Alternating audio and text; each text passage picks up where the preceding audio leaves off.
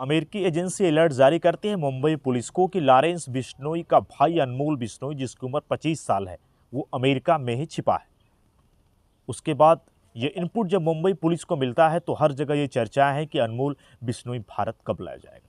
ये प्रत्यार्पण की एक प्रक्रिया होती है जो दूसरे देश से उस अपराधी को अपने देश पुलिस लाती है।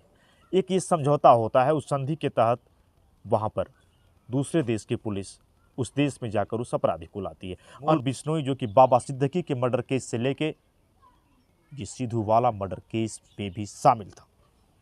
अलर्ट भेजा है सलमान खान के घर जो फायरिंग हुई थी उस पर भी इसका नाम आ रहा है, अनमोल बिश्नोई, जो कि एक बार तो ये सलमान खान को मारने के लिए पाकिस्तान से AK-47 ये लोग लाने की पूरी प्लानिंग बना चुके थे। कि एक प्रक्रिया होती है, उस प्रत्यर्पण से ही आप दूसरे देश से अपराधी को भारत ला सकते हैं। ऐसा कई बार पुलिस कर चुकी है। हमारी अबू सलेम को हम पुर्तगाल से लाए थे। अबू सलेम 2005 में जब यहाँ पे आया था, पुर्तगाल से मुंबई की पुलिस यहाँ पर लाती, जो कि 1993 के मुंबई ब्लास्ट में वो शामिल था। उसके बाद वो यहाँ पर आता है और सीरियल ब्लास्ट का सबसे बड़ा दोषी था अबू सलेम, जो कि अंडरवर्ल्ड में उसका एक रुतबा था, आतंक था। अभियुक्त को या किसी दोषी को एक देश से दूसरे देश में भेजते हैं, उसी को प्रत्यर्पण बोलते हैं। और देशों के द्वारा हस्ताक्षरित एक समझौता होता है। NIA ने 10 लाख का इनाम रखा अनमोल बिश्नोई पर। इसके साथ ही जो इन्फॉर्मेशन देगा NIA को। 2012 में पहला केस बनता है अनमोल बिश्नोई पर, लेकिन 2012 के बाद लगातार ये जुर्म की दुनिया में अपना दस्तक देने लगता है। लेकिन उसके बाद लॉरेंस बिश्नोई इसे विदेश भेज देता है।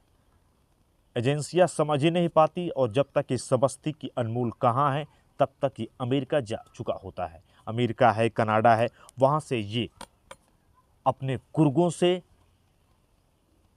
जो भी घटना होती है उसको ये अंजाम देते हैं या उस अंजाम तक ये जाते हैं। और ये घटनाएं जब घटित हो जाती हैं तो ये सोशल मीडिया पर आकर बयान भी देते हैं कि हमने ही इस घटना को कारित किया है। तुर्की जो तुर्की से आती है, तुर्की की जो ये पिस्टल है और ये पूरी तरीके से अवैध है, उस पिस्टल से भी मारने का पूरा प्लानिंग था इनका, जो कि एजेंसियां ये बताती भी हैं सलमान खान का। हम ये कहें कि इस पिस्टल से पंजाबी सिंगर सिद्धू मूसेवाला के मर्डर को भी किया गया था। सिद्धू मूसेवाला की मर्डर को इन लोगों ने अंजाम दिया था। और सलमान खान के फार्म हाउस पर भी हमला, कई शूटिंग स्पॉट्स पर, कई सलमान खान के शूटिंग स्पॉट्स पर भी ये लोग जाते हैं। वहाँ गोरेगांव फिल्म सिटी की रेकी भी करते हैं, बार बार रेकी भी की गई और रेकी उसके गुर्गे ने की। लॉरेंस बिश्नोई के भाई अनमोल बिश्नोई के जो गुर्गे थे उनने उसकी रेकी भी की।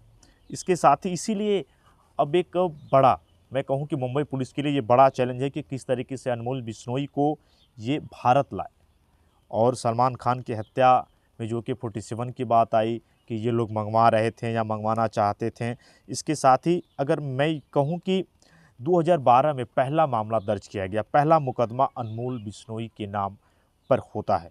इसके साथ ही 2015 आते आते, जब 2015 2014-15 आते आते इस पर लगातार 6-7 मुकदमे हो जाते हैं, लेकिन इस समय अनमोल बिश्नोई पर 22 मुकदमे इस समय अनमोल बिश्नोई पर हैं। इसमें हत्या के, टारगेट किलिंग के, फिरौती के, आर्म्स एक्ट के विभिन्न धाराएं अनमोल बिश्नोई पर लगी हुई हैं।